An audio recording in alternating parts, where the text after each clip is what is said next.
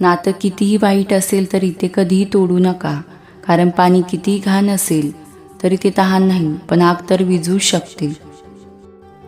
रागात बोललेला एक शब्द एवढा विषारी असतो की प्रेमात बोललेल्या हजारो गोष्टींना तो एका क्षणात संपवून टाकतो. चांगला स्वभाव हा गणितातल्या शून्यासारखा असतो. ज्याच्या सोबत असतो त्याची किंमत नेहमी जास्त असते.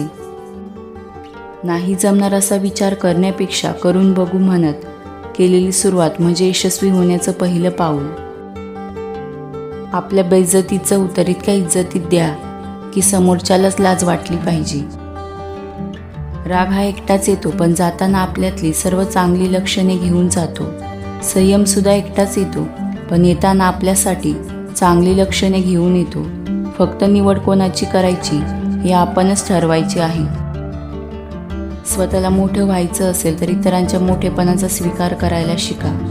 फक्त स्वतःचा विचार करणारे लोक फार थोड्या काळासाठी प्रगती करतात, पण जे सगळ्यांचा विचार करतात त्यांची प्रगती कायम होत राहते.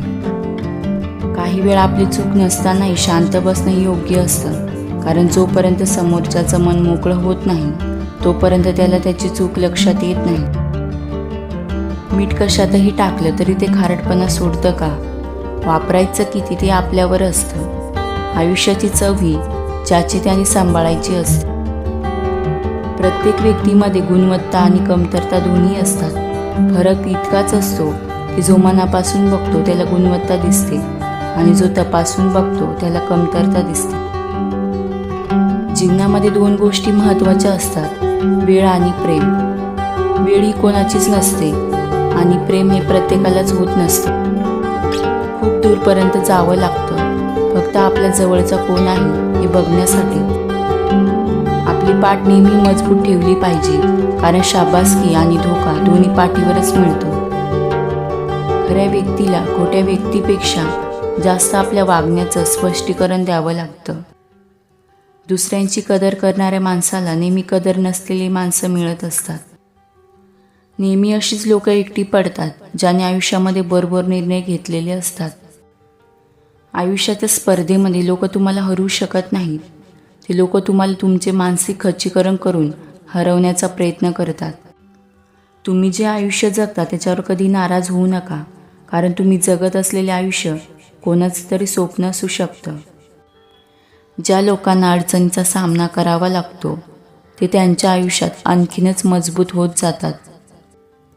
देवाची आपल्यावर कृपा असेल तर तो एका मिनिटात आपल्याला राजा बनवून टाकतो आणि नशिबाची चक्र फिरली तर एका सेकंदात आपण भिकारी बनतो. आयुष्य आनंदी ठेवायचं असेल तर स्वाद आणि वाद या दोन्ही गोष्टींचा त्याग करावा लागतो. स्वाद सोडला तर शरीराला फायदा होतो आणि वाद सोडला तर नाते टिकवण्यासाठी फायदा होतो. जीवनात एक गोष्ट महत्त्वाची आहे, जोपर्यंत आपण चालणं थांबवत नाही तोपर्यंत आपण किती हळू वेगाने चालत आहोत यामुळे काही फरक पडत नाही. या जगात सर्वात दुःखी मी आहे ही भावना जर तुमच्यात येत असेल तर बागेत फिरण्याऐवजी फक्त एकदा उघड्या डोळ्याने रात्री फुटपाथ वा बस स्टँडवर फेरफटका मारून या. तुमचा गैरसमज नक्कीच दूर होईल. जेव्हा आरसा आपल्या चेहऱ्यावरील डाग दाखवतो तेव्हा आपण आरसा नाही फोडत तर तो डाग साफ करतो. तसंच एखाद्याने आपल्यातील दोष दाखवून दिले की आपण त्याची साथ सोडायची नसते, तर ते दोष दूर करण्याचा प्रयत्न करून यशस्वी जीवन जगायचे असते. कारण आपल्यातील दोष तोच दाखवतो जो आपल्याला खूप जवळून ओळखतो. आयुष्यामध्ये आपली कदर नसलेल्या लोकांबरोबर राहण्यापेक्षा एकटं राहिलेलं केव्हाही चांगलं. आयुष्यामध्ये एवढंही स्वस्त होऊ नका की कोणीही येईल आणि तुमच्या आयुष्याबरोबर खेळून जाईल. कोणीतरी म्हटलंच आहे, मी आवडतो तर सगळ्यांना, पण फक्त तेव्हाच जेव्हा माझी गरज असते त्यांना. आयुष्य दोन पद्धतीने जगता येतं. एक, जे तुम्हाला पाहिजे ते मिळवा किंवा तुम्हाला जे मिळालं आहे त्याच्यात आनंदी राहा.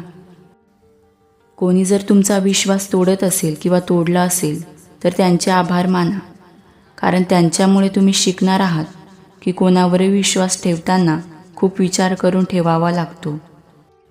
ज्याच्याजवळ जिंकण्याची आशा असते तो 1000 वेळा हरला तरी तो जिंकतो. विजेता ते नाही बनत जे कधीच हरले नाही, विजेता तर ते बनतात जे कधीच हार मानत नाही. आपल्याला फुकट फक्त आईवडिलांचे प्रेम मिळतं. त्यांच्यानंतर आयुष्यामध्ये प्रत्येक नात्यासाठी काही ना काही किंमती मोजावीच लागते. माणसाची बुद्धी फक्त एवढीच आहे की त्याला जनावर म्हटलं तर राग येतो आणि सिंह म्हटलं की तो खुश होतो. आपले डोळे नेहमी असेच लोक उघडतात ज्यांच्यावर आपण डोळे बंद करून विश्वास ठेवलेला असतो.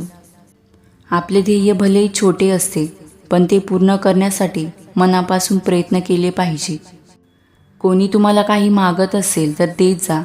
देवाचे आभार माना की त्याने तुम्हाला देणारं बनवलं आहे, मागणारं नाही. लोकांना तुम्ही खुश आहात की नाही या गोष्टीने फरक पडत नसतो, तर लोकांना तुम्ही किती खुश ठेवता या गोष्टीने जास्त फरक पडतो. माणसाचे कपडे आणि चेहरा नेहमीच खोटं बोलतात. त्यांचा खरा चेहरा तर आपल्या अडचणीच्या वेळीच कळतो. लोक जेव्हा आपला मुकाबला करू शकत नाही त्यावेळेस मात्र ते आपला तिरस्कार करायला सुरुवात करतात. दररोज सकाळी उठल्यानंतर स्वतःला ही आठवण करून द्या की मला जे मिळवायचे आहे ते मी मिळवू शकतो.